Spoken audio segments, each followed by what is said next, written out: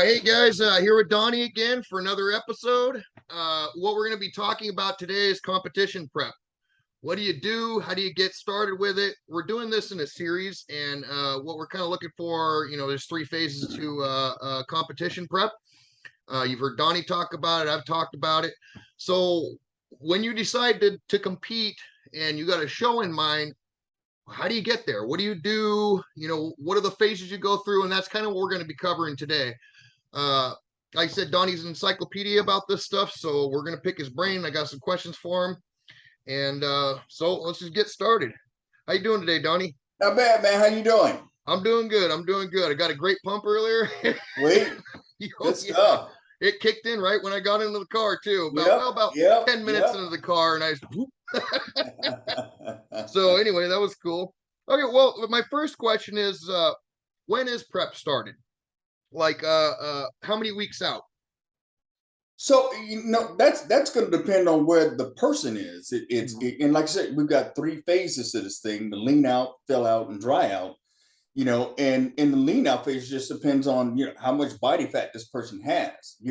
So it can range anywhere from 10 weeks to 20 weeks. Mhm. And a lot of that's going to depend on how much body fat that person's carrying and stuff, because in that first phase, that's all you're thinking about is getting as much body fat off and fat off as you can. So that's the range.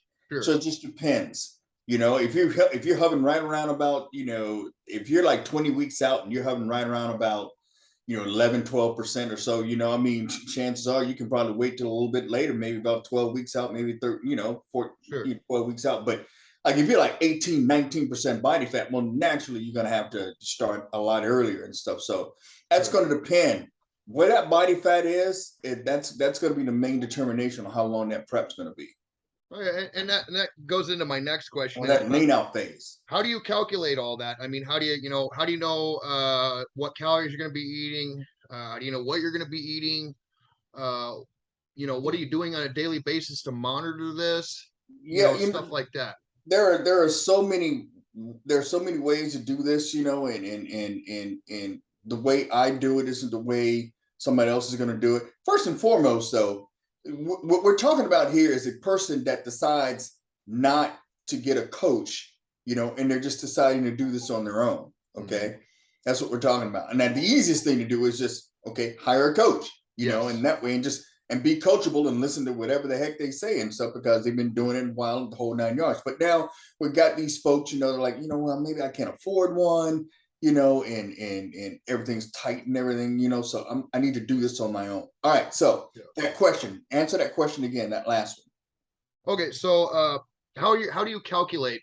Let's just take me, for example. I mean, I know what we did and all that. So How do you calculate my calorie intake, output, all that kind of stuff? So and I talked about body fat, and it is key. Now, determining what your stage weight is going to be and stuff, a lot of that depends on your lean body mass.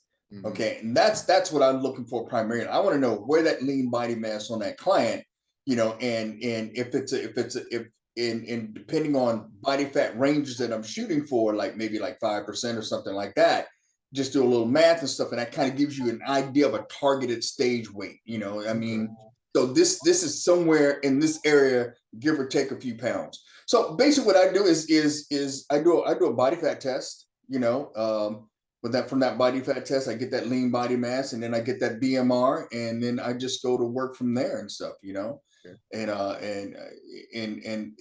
it's nothing's really precise, but it gets me close enough. Yeah. Something to look at. If their target weight was right around about maybe 205, and let's say they're at 207 and they're not quite there yet, then we know we got to suck it down a little bit more, or they may be looking fantastic at that point, and it's like, well, wait, you have to come down that low after all. So that number that I decide to get, it's not etched in stone. It's like plus or minus a few pounds. It gets you pretty close, Yeah. I don't think anybody has anything that's going to get you exactly the way it is. And plus, so much stuff happens during prep. Yeah. But so I take the total amount of weight, in body fat that there is, and then I just divide it by the number of weeks, because typically want to average about maybe 2 pounds per week. You know, some people that are a lot leaner, they can go down a little lighter than that. But the rule of thumb is the less you have to drop per week, the less stress is going to be on your body and stuff. Yeah. You know? Yeah.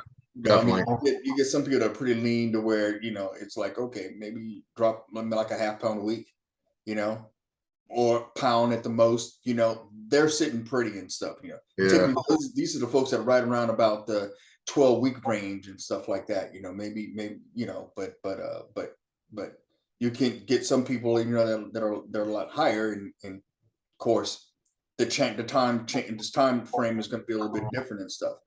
But you know, so we find out where that target weight is. We divide it by the weeks and stuff, you know, and that kind of gives us an idea. And then I can go into the calories from there. I have a software that I use.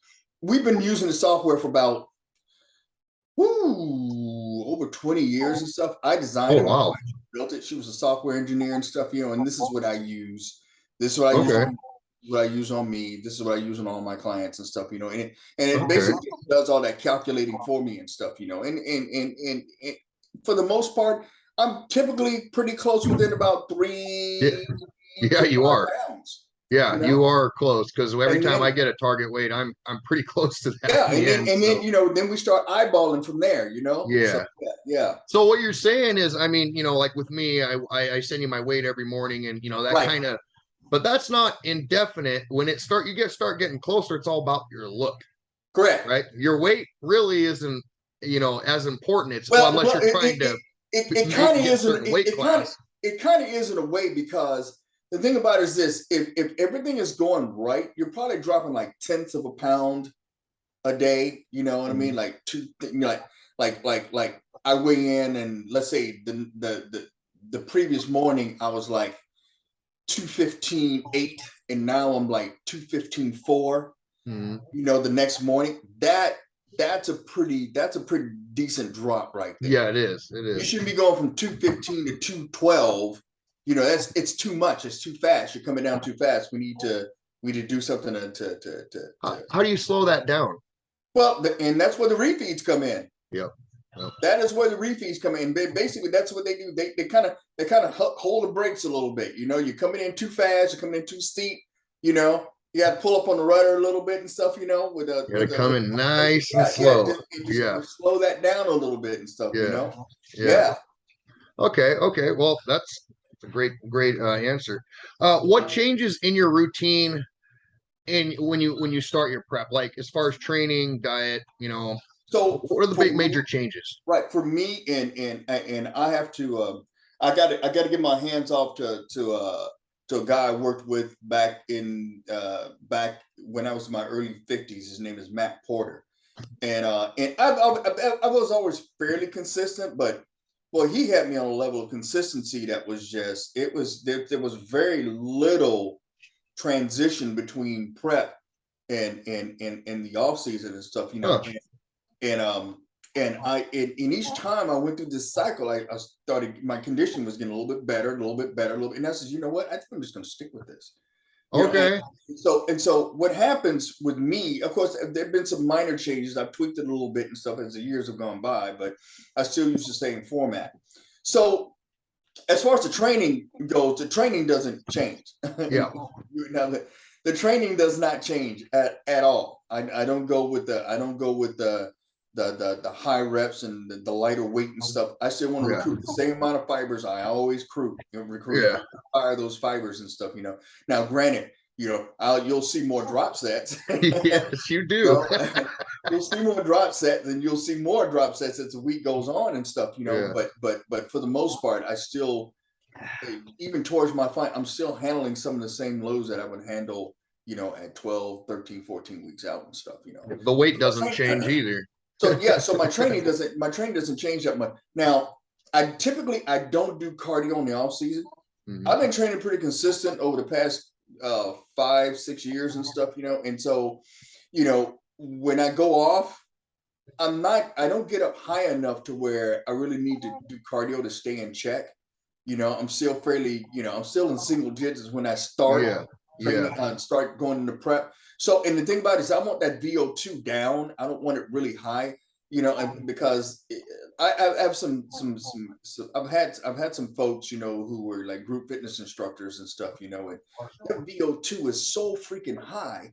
I mean, it's like, okay, you're an hour of cardio is just a walk in the park for you, but you don't want to be doing 3-4 hours of cardio, No. So me personally speaking, I like to I don't do any cardio whatsoever, because typically when I started about 20 minutes, Yeah. 7 days a week, and even at 20 minutes, it's hardcore. Yeah. it's going and stuff, So, and then I increase it a little bit as time goes on and stuff, Now the diet is what's going to really change, but the routine doesn't change. The only thing that changes really is the food. Yeah. Yeah. I still have to pack my meals and do all this stuff, just like I did in the off season. Yeah. So for me, especially with this week, I've got a really good off season breakfast this time. I really like it. I'm really digging this. What is it? And so what it is, it's a cup of egg white. It's a cup of egg whites. It's 3 whole omega-3 eggs. It's 1 cup of hash brown potatoes. Ooh. It's I think and a cup of spinach. Oh, that sounds good. So and two turkey breakfast sausage patties. Okay. They have like 2 grams of fat and 10 grams of protein a pop. Okay. And 1 gram of carb. Yeah. And so what I was doing the oatmeal and banana, and I really liked that and stuff. But I just thought the carb content was really, really, really high. Yeah. So now the carb content is down. I'm getting about 20 grams of carbs in this one, and it's only from the hash brown potatoes. Yeah. And yeah, it's. I just feel that I just want to stay a little lighter this next off season and stuff, getting ready for next year and stuff. So. Well, I know seeing you from you've been on prep pretty much most of the year. Yeah, it was. But you just got leaner and leaner and leaner. And then when you got done with the last show, you're telling me you haven't really raised your carbs up much, and you're still looking like stage ready, pretty much. So it makes perfect sense. I mean, and your attitude change from your first couple preps this year to end. I mean, you got adjusted to it real well. It took time, but once you're on it long enough, I mean, it's just one of those things, So basically, what I would do with that breakfast is I would take out that turkey sausage, and I would take out the hash brown potatoes, add another cup of egg whites. Okay. That's probably going to be it right there, and that'll be it. That'll be it. I'll still have those 3 whole eggs in there. Okay. Okay. And so meal number 2, and it's my meal that I eat before I train. Right now, it's 10 ounces of 7% ground turkey, and it's a cup of pasta. Okay. With the pasta sauce, and stuff, So, and what that would do is I would go to chicken and rice with that one. I would switch that to 10 ounces of chicken breast with rice. I have 2 protein shakes. Okay. All right. And that comes up to 100 grams of protein because of 50 grams a piece, and then my evening meal is a cup of rice and 10 ounces of chicken breast. And then, of course, my off season is 5 planned meals and 2 meals of whatever the heck I want. Okay. Yeah. And today it was like 2 big ham turkey sandwiches, you know what I mean? Yeah. I tore that up. So I got something else I'm probably going to eat tonight and stuff, and so those extra meals go away. Yeah. That chicken has been moved up into that evening meal's been moved up to the afternoon meal, and then I would go with tilapia and rice and broccoli, and I would have broccoli for lunch too. So I add the vegetables back in because I don't do a lot of vegetables with my planned meals, but the vegetables come in, the starches, and then I'll start pulling from there as the week goes on, as time goes on. I know with you, you're pretty much hiring the protein, you're lowering your protein calories. So and you're obviously lowering the carbs. I mean, you go down to like no carbs at the end. Correct. Yeah. Last couple of weeks, I was at pretty much zero. And you're just like, you got nothing in the tank. And hear me, when I'm like that, I'm still eating So what, you know, that would kill you. yeah, I'm eating That three would your cups of rice, metabolism. a cup of oatmeal, and 8 ounces of potato, and I'm drained. I know it, yeah, and I sometimes I sit and I look at your plan. I'm like, God, heck, I can't believe this, man. Goodness gracious. I wish I could do that. But that, I'm glad we touched on that because everybody's different. And it Right. all boils down to your metabolism. Yes. Oh, it does. And this ain't something you're gonna know overnight either. This is something, and that's why I always get a trainer. I mean, if you want to be successful at it, you got to get a trainer because they're gonna see the stuff you can't, and they're gonna monitor you like you do with me, you know. And you probably know my body better than I do, you know, as far as the food and the training even. So you know, I just think that's a really good investment if this is something that you guys want to do. Get a trainer. Yeah, especially if you're going long term and stuff. And like I said, so like I said, the training doesn't change. The foods change. That's obvious, you know, and of course the cardio.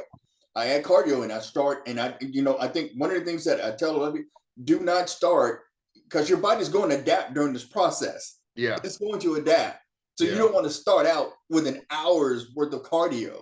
Sure. And sure. then once you hit that wall, where are you going to go with that? Yeah. You know, I start with 20 minutes, 7 days a week.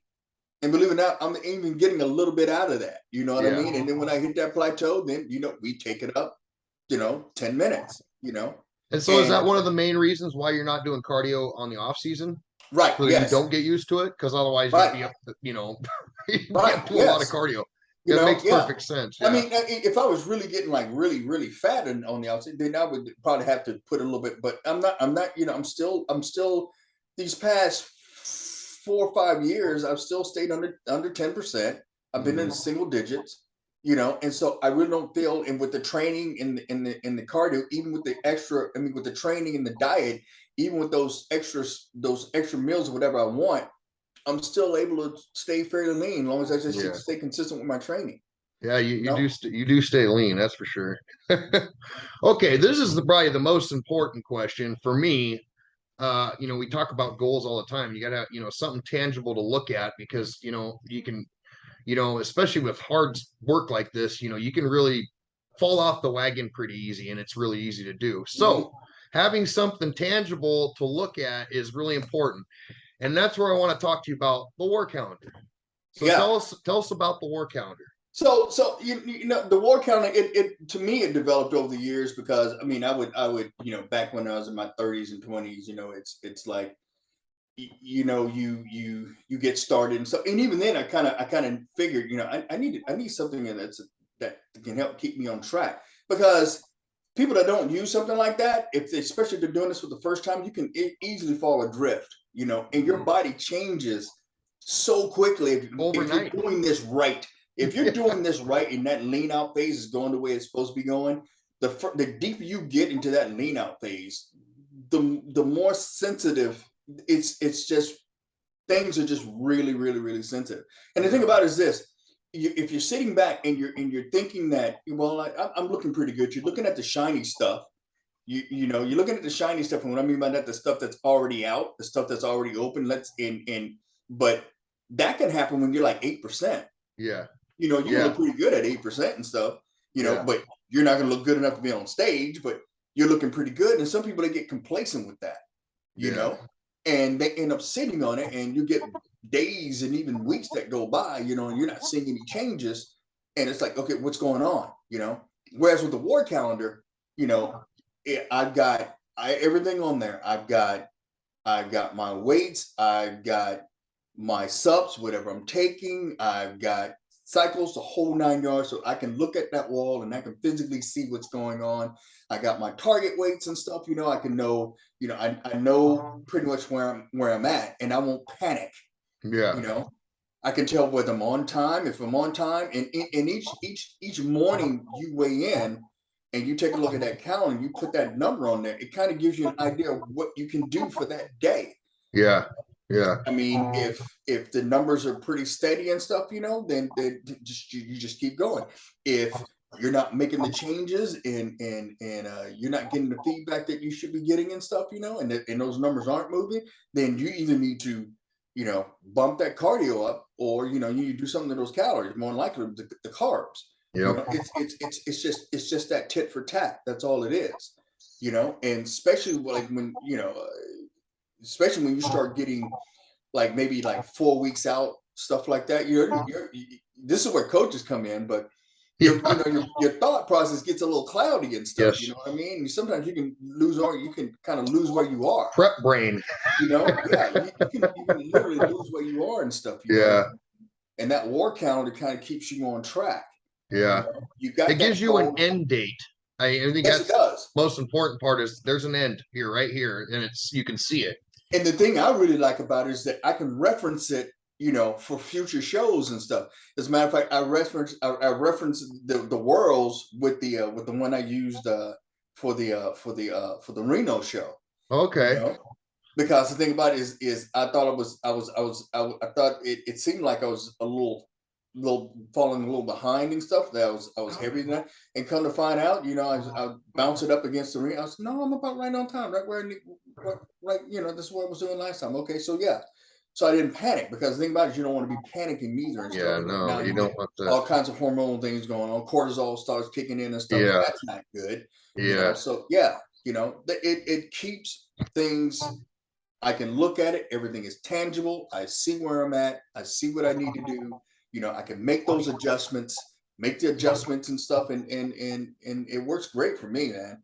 So you keep records of I got all my work calendars. For how long? I go probably about eight years. Wow. Yeah. I can go back and I'll look and check it out and see what I did and when I increased what. Even my fat burners, if I'm increasing my fat, every little detail, I write that down and stuff, Okay. And then at the end of it, I'll do a review on it, and then it lets me know, well, I know what happened. I'm not going to do that again. And I can X that out, or I can keep this in. Yeah. Cool. I mean, that's that's the most important thing for me. I think that kept me on track. Well, you number one, but having that calendar to look at every day, because that way I know where I'm at and I know where I'm going, and I have an end date. It's kind of like how when you train me, I need 20 reps and I'm pretty fatigued, and you tell me I need 3. My mind's telling me, man, it's 3. That's easy. I can do 3. But if you said 20, no, hell no, I'm not doing 20. There's no way. But and then I end up pulling out 5 or 6. And you look, this fact that thing is stacked. Yeah, exactly. But you're like, it's only 3 reps. Only need 3 reps. But I could do that. Anybody could do that. Yeah. So it's a psychological, this is psychological warfare. Bodybuilding it's psychological warfare. It's you against yourself, you know what I mean? And against your competitors, but really it's against yourself, you're battling with yourself, your body. To do stuff that, you may not necessarily want to do. So yeah. All right. Well, I think that's going to wrap it up with this. Our next episode is going to actually be the lean out phase. Actually going into that lean out phase, which is the most important phase. Well, they're all important. They really are. Yeah, maybe they really are, because the thing about the thing about it, of course, if you don't, at the end of the lean out phase, if you did not do your job, okay, there's nothing you can do at that point. There ain't nothing. Yeah. You can lean out. You can dry out and fill out all you want. You're probably not gonna have to fill out as much. You're just carrying too much fat. That's just the bottom line. You're too fat. And then you can lean out nicely and not fill up right. But you're right. That's right. You can if everything goes right, if that lean out phase goes right, you're probably not looking your best. You're lean. I can look and say, oh yeah, you're lean. But the thing about it is the muscles are a little flat. Yep. You're not just looking your best. You're not popping and stuff like that. So but these 3 phases are, it's the most important thing for competition. And it's something to pay attention to, and it's something to study. and in reality, you can't just watch somebody else or do what somebody else does either. You have to have a lot of Correct. information, and you got to No, watch yourself and log it with the work calendar. You need to write your stuff down. and yeah, and you know, just and you're right. You know, I'm gonna back up, and you touched on a good point there and stuff. You know, and we talked about it a little bit earlier. And then I said this jazz musician, he Yes. was talking to this legend, and the legend told him, you know, before you play like yourself, you're gonna play like someone else. You know, so and so basically, if these young guys or people just getting into it, guys and gals are just getting into it and stuff, you're probably gonna find someone that's probably close to your makeup. You know, like I gravitate towards Dave Draper. You know what I Hmm. mean? Because Yeah. he was the chunky kid before he Yeah. got started, just like I was. You know, and so and then just see what they were doing. Yeah. Because chances are it probably would coincide a little bit with your genetics, you know, but over time, you're going to find your own way. You're going to find your own path and stuff. Yeah. And that's an excellent analogy. I mean, we talked about that earlier about that whole thing. It's I Yeah. mean, and it takes time, intensity, consistency. That's what it and, is. and, and but and you're right. But the thing about it is this: the thing that's really different between when I was growing up and getting into this, you didn't have all the resources that you have now. You know what I mean? Mhm. You know, I didn't have YouTube and I didn't have all this stuff going on. You know, I Yeah. mean, you see, you'd be lucky to see your favorite bodybuilder on television maybe once or twice in a year. You Really? know, yeah, and that's that. You know, I mean, it's just you had to wait for that Weeder magazine to come out. Yeah. You Yeah. know, in order to get anything. That was it. That was the only connection to the bodybuilding world. And I was in Lawton, Oklahoma at the time. You know, it's kind of a one horse town. You know, and so it was, you know, that was it. But now these kids, man, they got so much resources and stuff, and they get with these coaches and stuff, and it's like a fast track. But you're Yeah. right. I still think that to a certain degree, you got to put some time in. Maybe not nearly as much time as I had to and stuff, because you got so much Yeah. more resource around you and stuff. But you still, the discovery still has to be a lot of it your own and stuff. You know. One guy, Bert, talking about that. One last quick question about that. Was there trainers around like there is today? I mean, Oh, back no, no, then. no. They weren't trained. I mean, well. Okay, so you had the Vince Garondas. You know, you had, and of course Joe Weider. He that's what he claimed. I think it was more branding than anything and stuff. But you know, I think the most well known trainer at the time was probably Vince Garonda. You had Dan Lurie. You know, he was kind of like the opposite of he was like the antagonist of Joe Weider, and they were antagonists actually. You know, to Joe Weider and stuff. You know, he acted more like a trainer. You know, but you didn't have like your Hanis and all these. That's, I guess that's what Hani would be at this point. He would be, Mhm. you know, the Vince Carondas and all these other folks and stuff, you know, Okay. that were around at the time, you know. But they weren't as prolific as they are now, though. Yeah. You can find a prep coach almost in any state, in any big city. You'll Yeah. find a prep coach, you Yeah. know. Yeah. And back in the day, you guys kind of had to just figure it out yourself, or You had to talk to your figure it gym out. You buddies, had to or figure it out. Yeah. yeah. Yeah. I mean, there were some things you gained from that, you know. I mean, and it's you're just really knowing yourself, you Mhm. know, and picking up a lot of you know, a lot of trial and error and stuff, you know. They still these guys and gals, they still have it today, but the thing about it is this, they've got these coaches, you know, and some of these coaches go out, they look for these genetic freaks and stuff, you know, and this is why you got Yeah. guys and gals turning pro like in their second and third show. Like we were Yeah. talking about what's his name again? Oh, Andrew Jack, Jack. or was it How and many shows has Crizzo? he done? Uh, I don't know how many. Well, I think it was his second show, I think, Something or like that. something like Yeah. that. He And, or and no, he became pro in his second show, right. And and that hey, was the Texas kudos Pro, is what kudos he did. kudos to him. But these are the signs of the time. And so you get these people, they go out, you know, and they headhunt and they find these genetic, you know, freaks, wonders and stuff, and boom. Whereas, Yeah. when I was growing up, it took a lot of people like 8 to 10 years just to get their pro status, Yeah. you Yeah. know? Yeah. So Wow. yeah, it's Yeah, I mean, and I mean, really, I mean, you guys really paved the way for bodybuilding because you've been there, done that, and nowadays we have information at our fingertips and we can see what worked and didn't work. I mean, that's the big thing, pretty much, I yeah, mean, just by watching you guys and and hearing you guys, and that's why I appreciate you so much, is because you know so much about it and you've been there. So, but anyway, we're gonna wrap it up tonight. yes, Thank you, Donnie. not a Thank you guys problem, for man. watching. We'll see you next week. Yeah, you will. We'll talk, man. All right. Have a good night. You too, man. Peace.